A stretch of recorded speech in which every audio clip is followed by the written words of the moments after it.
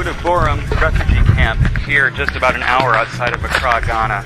The population here is approximately 40,000 Liberians that have been coming here since around 1990, trying to get away from the fighting that's been going on in their home country. And I'm going to be spending the afternoon here learning about the variety of projects they've got going on here. Many of them homegrown projects done by Liberians for Liberians. My host this afternoon is Jeremiah Burgess, director of the Liberian NGO Self-Help Initiative for Sustainable Development. The first group that came here was like 5,000 persons, and then finally just moved on to a much bigger number.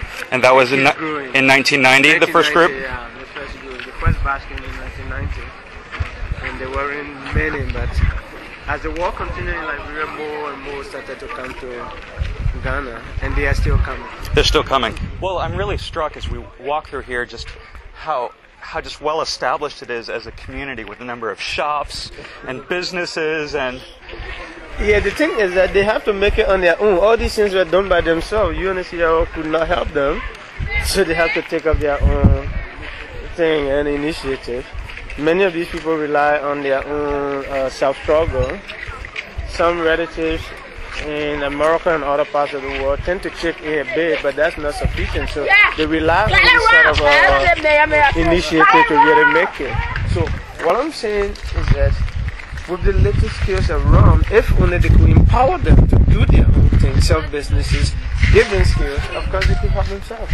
Liberians are not really looking out for handouts. No, that's one thing I can tell. They're not looking out for handouts. They only want to push. They want to be self-sufficient. Self-sufficient, extremely self-sufficient. Yeah, and that's why you can see from the structures that these are people who are not just beggars. They're not just beggars. They want to do a lot of things. Everything you see, they did it on their own. Nobody helped them. They did it on their own. And they are not prepared to beg. They're not prepared to beg. Not at all. They're not prepared to beg. In Liberia, it's still not right enough for them to go home. There's still arms in Liberia. I was in Liberia about a month ago, and there's still arms there. So, why would these people leave and go to Liberia when there are arms there? Why would they go when there are no electricity and no water? So you can't allow this guy to go. He wouldn't go. And that's why the UNHCR voluntary repatriation process failed. But I believe if only they can empower them, they can do better when they go home. So all they need to do is to empower them. They are actually not prepared to beg. They're done. People especially Liberians and in tattered clothes, but they're proud people. They want to do it on their own. If only they can get the push, they can perform more things. Right. That's what Walking through the streets and alleyways of Buduburam, you really do get a feel of the day-to-day life here, with thousands of people here making a living by selling goods of all shapes and sizes, right from the front of their homes. And you can't help but notice all of the young people here, some playing games, others working in their parents' shops, and some just waiting to give a warm hello to a stranger. Hi. Hello. Hello. How are you? Hi. Hello. I'm very popular. Hello, how are you? May I take your picture? Yes? Excellent.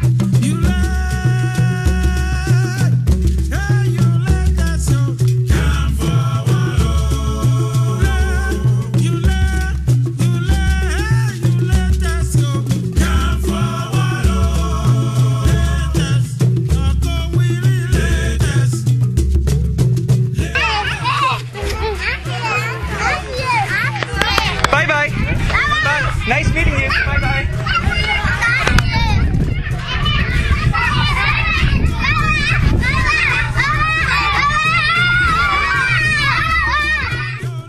Since I'm in Ghana to learn about community technology initiatives, I'm eager to visit one of the camp's computer training programs.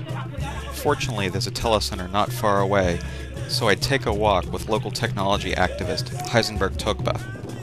So what we are doing now, because like the computer in Liberia, about 25% of the country is literate council computer. So what we're doing now is we train local volunteers going to Liberia to train others.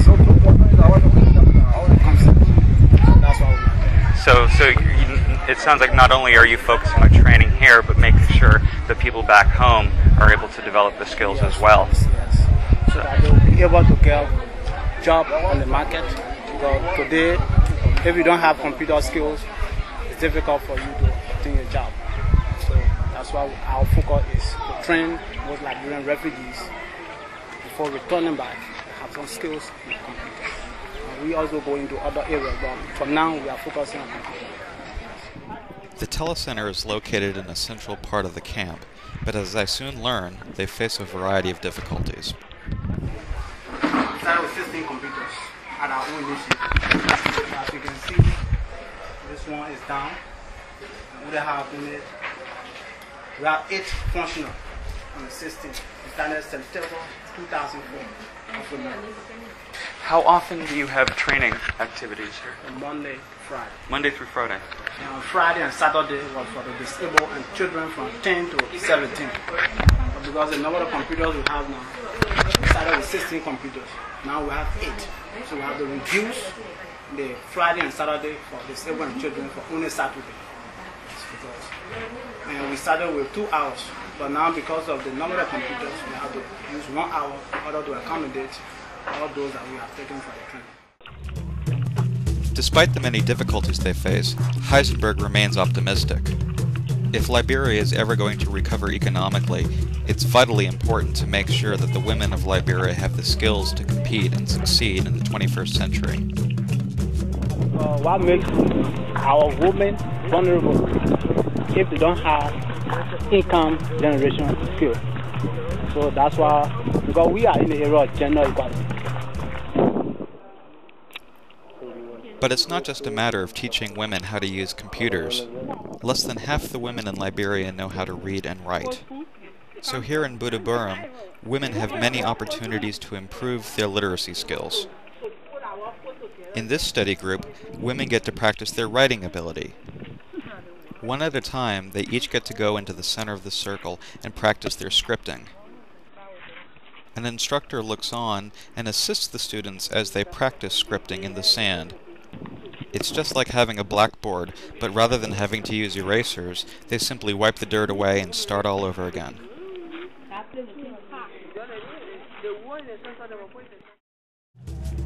Before I realize it, my time at the Buduburam refugee camp is over. Unfortunately, it's time for me to get back to Accra, the capital of Ghana. But thanks to Jeremiah and Heisenberg, at least I've had a chance to get a glimpse of life here in Buduburam. I only wish I had more time to get to know these extraordinary people. Bye-bye. Bye. Nice meeting you.